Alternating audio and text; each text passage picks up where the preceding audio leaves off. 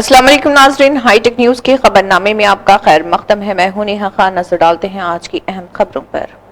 तेलंगाना रियासती हुकूमत के ड्रग कंट्रोल एडमिनिस्ट्रेशन डिपार्टमेंट ने ज़िले वरंगल के ज़रिए तमाम ड्रग कंट्रोल और रेगुलेटरी निज़ाम को मजबूत बनाने के बारे में बेदारी के दिन का इनेकाद किया। इस मौके पर ज़िले कलेक्टर डॉक्टर सत्या शारदा ने कोटावाड़ा के केम्स में भवन रैली में झंडी दिखाकर रवाना किया। रैली पोचम्मा मैदान मोड़ तक जारी रही। रैली में शरीक अफसरान, अमला और मनशियात फरोशों ने प्ले कार्ड उठा रखे थे जिन पर नो ड्रग्स किस लाइफ, दवाइयाँ सिर्फ डॉक्टर के मशवरे पर इस्तेमाल करें, लाइसेंस याफ्ता मेडिकल शॉप से अद्वियात खरीदें, जाली अद्वियात बंद करो जैसे नारे दर्ज थे।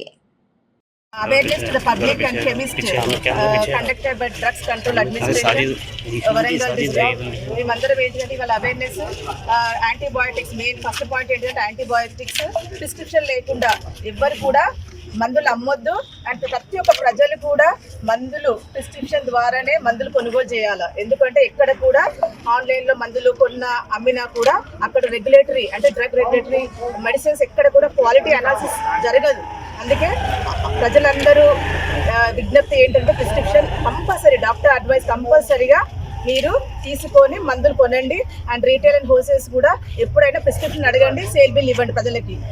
దీంట్లో అవేర్నెస్ భాగంగా మత్తు కలిగించే schedule X, schedule H drugs అంటే ప్రిస్క్రిప్షన్ డ్రగ్స్ మొత్తం drugs under drugs and cosmetics act మన చట్టం ఉంది 1940.